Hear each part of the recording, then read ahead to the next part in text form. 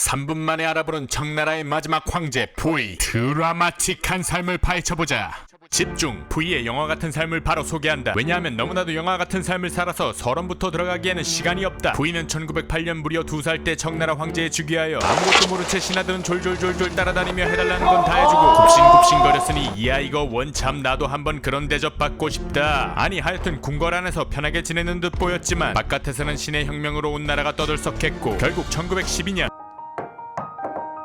내가 땅 따먹고 중화민국 건국해서 청은 망했으니 넌 이제 황제 아님. 대신 궁궐에서 살고 외국 군주처럼 우대는 해드림 이라며 청조정은 이를 받아들였고 결국 청나라는 멸망. 대신 우대 조항에 따라 궁궐 내에서는 예전 청나라와 거의 비슷하게 돌아갔고 어린 부이 입장에서는 별다를 게 없었다. 이를 청나라 소조정이라고 하는데 중화민국 안에 구청나라가 있으니 나라 안에 나라인 셈이다. 근데 장신이라는 인물이 복벽 즉 퇴위한 왕이 복위하는 운동을 펼쳤는데 이를 장훈복벽이라고 한다. 1917년 어찌저찌 복벽은 성공하여 군사를 이끌고 베이징에 입성해 청나라 황실을 부활시키지만 펑샹이라는 자가 루신의 군대를 발라버리고 정부를 장악. 11일 만에 다시 퇴위되고 1924년 청실 우대 조건을 수정하고 부이는 자금성에서 쫓겨난다. 이야 제발 나 좀 내비둬라 이 새끼들아. 그리고 텐진에 체류하게 되는데 베이징에서 국민당의 군대가 청황제 황후 등이 안치된 청동릉을 도굴하는 동릉 사건이 일어난 것을 안 부이는 격분하고 복벽에 대해 다시 생각하던 중 때마침 일본은 자신들의 야욕이 부이가 처한 상황과 파티 먹기에 딱 좋았고 1934년 만주국을 설립. 부이를 끌어들여 또다시 황제가 된다. 물론 만주 땅 먹고 황제 자리 만든 건 일본이 다 했고 부이는 자리에 앉기만 하고 일본의 꼭두가시 역할을 하다가 중일전쟁 2차 세계대전으로 만주국은 똥망. 근데 만주국은 사실상 일본이었으니 전범국이었기에 부이는 소련군에 잡혀 하바롭스크 수용소 직행.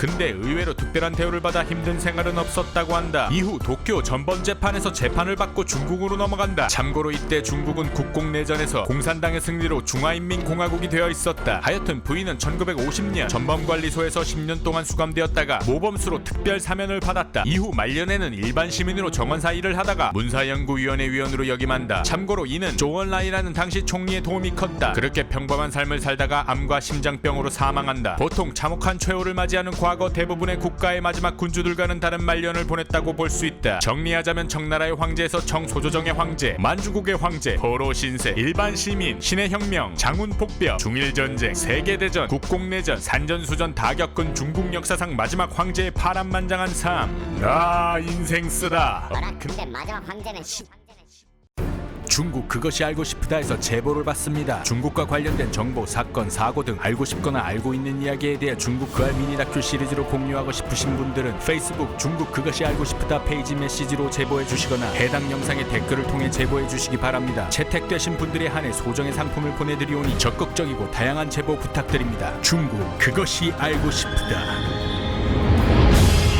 중국 그것이 알고 싶다.